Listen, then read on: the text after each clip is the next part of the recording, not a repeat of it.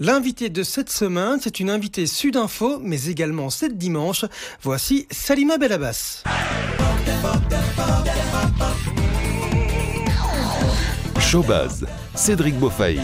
Salima Belabbas, bonjour. Bonjour Cédric.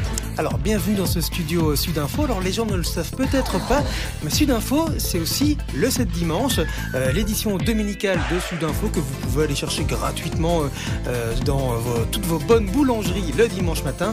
Et ce dimanche, vous en êtes la rédactrice en chef. C'est un honneur, merci. C'est un honneur pour moi, merci d'avoir pensé à moi, je trouve que c'est super. Ça représente quoi pour vous d'être la rédactrice en chef d'un jour du 7 dimanche ? Avoir la chance d'être rédactrice en chef quand on est journaliste, ça représente beaucoup parce que ça permet de prendre des décisions, aller dans un sens ou dans l'autre et peut-être un peu plus faire entendre sa voix. Et c'est pas toujours le cas quand on est simple journaliste, donc c'est une belle opportunité et je trouve que autour du 8 mars, ça a du sens. Voilà, parce que le 8 mars, journée internationale des droits des femmes. De la femme. On en reparlera d'ici quelques instants. Est-ce que vous vous définiriez comme une accro à l'actu ? Accro à l'actu, je suis l'actu. Et de toute manière, l'actu, même quand on la suit pas, elle nous suit, j'ai envie de dire. Donc, je sais pas si je suis accro. Je le suis peut-être un peu moins, il faut le dire, depuis que je ne travaille plus en news et que je ne suis plus dans le day-to-day, en fait. Le rôle d'une rédactrice en chef ou d'un rédacteur en chef, c'est notamment de proposer des sujets. C'est ce que vous avez fait ici en passant ce samedi ici à la rédaction. Et vous avez suggéré la rédaction de partir à la rencontre de Julie. Alors c'est une jeune femme devenue invalide après un accident de travail et elle a repris goût à la vie grâce à son chien d'assistance. Et elle dénonce les discriminations qu'elle subit, notamment dans certains commerce. Pourquoi ce choix ? Parce qu'elle a, en fait, je trouvais que c'était une histoire touchante. Le choix, voilà, je trouvais que c'était une histoire touchante. Il lui est arrivé un accident dans la vie, ça peut nous arriver à tout le monde. C'était une jeune femme avant son accident ultra dynamique qui a eu un souci durant le cadre de son travail et qui s'est retrouvée à avoir des crises très invalidantes dans lesquelles elle perd connaissance, elle convulse et elle a vraiment besoin de son chien d'assistance à tout moment. Et donc pour elle, ça représente un danger d'aller dans un commerce et de devoir le laisser à l'extérieur, parce que ça aussi c'est très impressionnant. Je l'ai découvert grâce à ce sujet dans le cadre de l'émission Images à l'appui. Ces chiens sentent que leurs maîtres vont faire une crise avant, et donc ils repèrent les signaux parce qu'apparemment il y a des changements au niveau du pouls, et donc ils se rendent compte que leur maître va faire une crise et ils vont chercher leur maître et ils l'aident à se mettre en position latérale de sécurité. Donc son chien, c'est devenu toute sa vie. Et donc se retrouver dans une situation où elle est discriminée à cause de son chien, alors que quand on est invalide, on est déjà discriminé. C'est une forme de double discrimination. Donc je trouvais que c'était une chouette, c'était bien de lui donner la parole. Voilà. Alors cette rencontre avec Julie, vous pouvez évidemment la lire dans les éditions 7 dimanche de ce dimanche.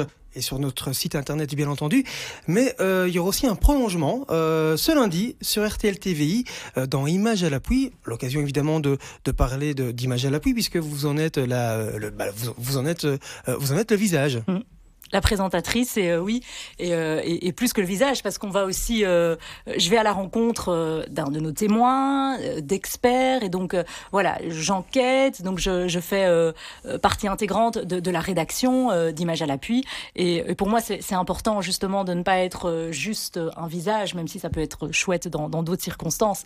Cette émission, elle est au carrefour entre l'information, et le service. Vous devez l'incarner. Voilà, je dois l'incarner, en tout cas j'essaye, et j'aime en fait ce côté service, où on essaye de faire avancer les histoires des gens, les gens viennent avec leurs problèmes, on essaye de les aider, c'est pas toujours possible, mais parfois c'est possible, et donc il y a un aspect positif qui est, en tant que journaliste, vraiment c'est un plus. Et c'est quoi votre bilan, puisque vous avez remplacé Audrey Lenens il y a quelques mois. Audrey Lenens, voilà, elle c'était le visage depuis plus de 14 ans, je crois, si je ne dis pas de bêtises.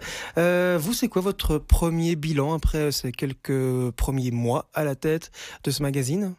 En tout cas, pour moi, il est très positif. Le magazine je ne vais pas dire qu'il a pris une nouvelle direction, mais il a été modernisé avec cette volonté justement d'avoir un présentateur plus impliqué, qui va sur le terrain, qui vraiment enquête comme un journaliste. Donc l'émission a un petit peu changé et moi, ça correspond à ma personnalité. Donc c'est tous les lundis après le journal télévisé de 19h. Voilà, c'est l'instant promo. Je reviens à 19h50. Voilà. 19h50. J'en reviens à ce rôle de rédactrice en chef. Alors là, c'est rédactrice en chef d'un jour pour le 7 dimanche, mais devenir rédactrice en chef, voilà, à temps plein, alors à RTL ou peut-être dans un magazine. Est-ce que c'était quelque chose qui vous a titillé quand vous avez débuté vos études de journalisme il y a une dizaine d'années ? J'avoue que j'y pensais pas trop, Cédric. C'est pas quelque chose qui vraiment a traversé mon esprit en démarrant mes études de journalisme.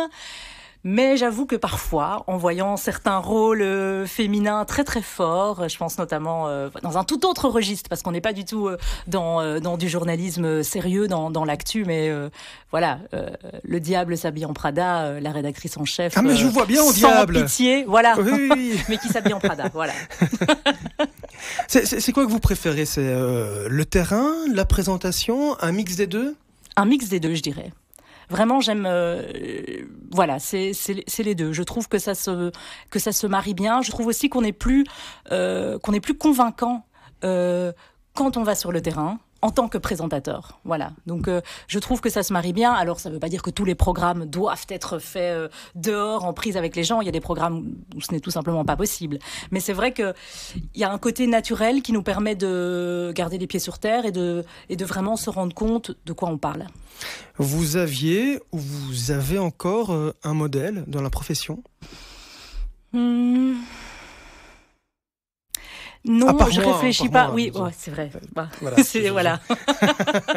Mon phare dans la nuit. On coupera.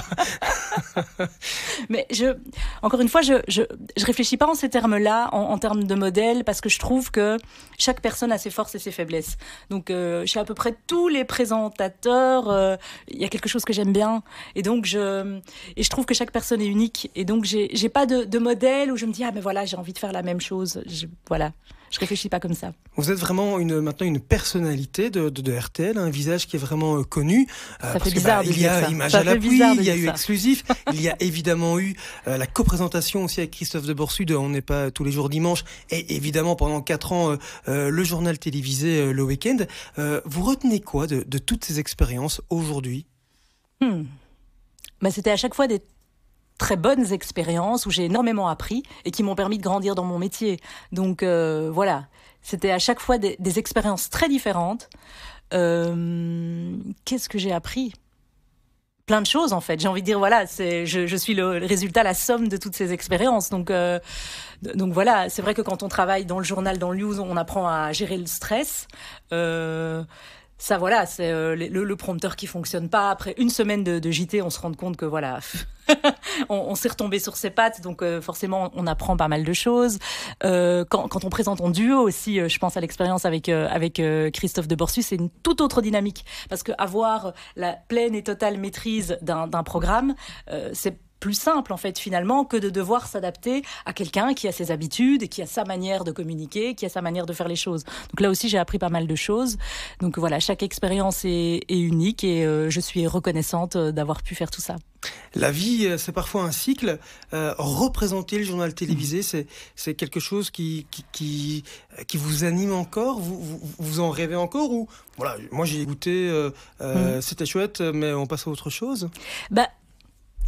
Je pense que c'est si on m'avait posé la question 3 mois après, j'aurais eu une réponse totalement différente. Là, maintenant, c'est vrai que l'époque me paraît limite loin. Donc, j'ai pris énormément de plaisir. J'ai appris énormément. Je pense que les gens aimaient bien aussi ce que je faisais. Donc, ça aussi, ça compte. Les marques de soutien, ça m'a énormément touchée. Mais là, je suis dans quelque chose qui me satisfait aussi pleinement, qui est différent, qui est de l'ordre du service, et ça correspond bien aussi à ma personnalité. Donc voilà, j'y pense plus en fait en ces termes-là, vraiment. Et la radio dans tout ça, parce que vous avez quasiment touché à tout en fait, hein. J'en ai fait un petit peu. J'ai présenté donc les journaux sur Radio Contact, sur Bell. J'ai fait un peu de reportage, mais moins. Mais oui, donc mais toujours en news. Voilà, pas d'animation. C'est quoi les marques, les remarques que l'on vous fait dans la rue, au supermarché? Vous êtes reconnu, que vous disent les téléspectateurs? Ça arrive et c'est toujours ultra bienveillant. Ça, franchement, les gens sont vraiment adorables. Et donc, ça, c'est en général quand les gens te voient, ils disent mais oui, mais c'est RTL, Salima, j'adore ce que vous faites. Et là, au restaurant, ils vous offrent l'apéro, du coup? Non, ça pas. On peut pas. Déontologie. Oh, si c'est un cadeau. J'ai lu qu'il y avait quand même eu parfois quelques commentaires un peu désobligeants. C'était il y a 5 ou 6 années. Ça, c'est quelque chose qui vous a marqué et aujourd'hui, est-ce que c'est totalement oublié? C'est vrai qu'il y en a eu au tout début, mais en fait, c'était quelques commentaires dans une masse de commentaires ultra positifs. Qu'il faut donc ignorer. J'avoue que sur le moment même, je ne me suis pas sentie victime. Alors, forcément, un commentaire raciste, discriminant, c'est un commentaire de trop. Et c'est contraire à la loi, surtout. Mais voilà, je me suis concentrée sur le positif et l'immense majorité des commentaires étaient ultra positifs. Et moi, je me suis toujours ça aide à relativiser et à un peu ignorer ce type de message désobligeant. Voilà. On va parler aussi de vos autres casquettes. Voilà, on est tous les deux profs invités à l'université de Louvain-la-Neuve en journalisme. Former la nouvelle génération, pour vous, ça représente quoi ?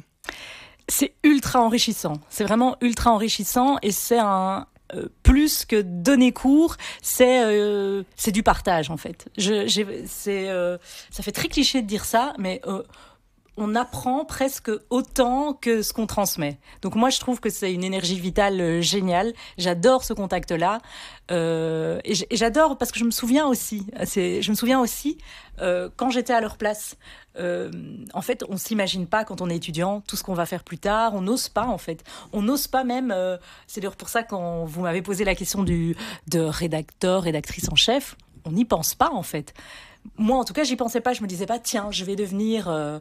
Et donc, moi, j'ai envie que les étudiants, avec moi ou avec d'autres profs, puissent se dire, oui, c'est dans ma ligne de mire. Je vais pouvoir leur donner la confiance en eux. Moi, voilà, c'est ça. Et leur apprendre que, on est là pour apprendre et que, on fait des erreurs et qu'on apprend de ses erreurs et qu'on devient plus fort. Et donc, voilà, c'est vraiment donner confiance en eux aux étudiants. Moi, c'est voilà, ce qui me touche et me motive le plus. Et vous voyez une évolution, qu'elle soit positive ou négative d'ailleurs, dans cette nouvelle génération par rapport au moment où vous étiez, vous, sur les bancs? Ils vivent dans une autre ère où le journal télévisé, par exemple, a beaucoup moins d'importance, où les réseaux sociaux ont beaucoup d'importance. Des fois, ils ont les codes, même quand on leur demande de faire un exercice en télé, ils ont les codes des réseaux sociaux, ils font des interviews, par exemple, sans faire exprès, le témoin regarde la caméra et c'est pas quelque chose qu'on fait en télé. Donc oui, ça change parce que forcément, on est dans une période différente. Alors ça, c'est notre point commun. Par contre, il y a un point où on va se distancier. C'est donc, vous êtes aussi très, très sportive. J'essaye d'être un peu sportive. J'essaye. C'est facile de combiner les deux. Vous faites quoi Alors, en temps normal, quand je ne suis pas blessée, je cours beaucoup. J'aime beaucoup ça. Je fais de la danse aussi. Ou sinon, principalement du fitness. Mais là, c'est mollo sur la course, comme je sors d'une tendinite. Et donc voilà, c'est plus fitness et danse. Allez, on en profite, hein, vous êtes la rédactrice en chef du jour du 7 dimanche. C'est aussi la journée internationale du droit des femmes. Si vous avez un message à faire passer, eh bien, c'est le moment, c'est l'instant. Nous vous ouvrons le micro. Je m'étais pas préparée. Mais je suis, en tant que femme, en tant que journaliste, en tant que citoyenne, je me réjouis que les choses semblent bouger par rapport aux droits des femmes, aux droits des minorités, mais je pense que particulièrement dans la période dans laquelle on vit, au niveau international, nous devons rester extrêmement vigilants. Voilà. Donc c'est un appel à rester vigilants, à conserver nos droits et à les défendre plus que jamais. Salima Belabas, merci beaucoup. On vous invite donc à découvrir ce 7 dimanche que vous avez Showbuzz, le talk média de Sud Info. À 19h50 dans Images à l'appui. Merci beaucoup Salima. Merci Cédric, merci de m'avoir reçu.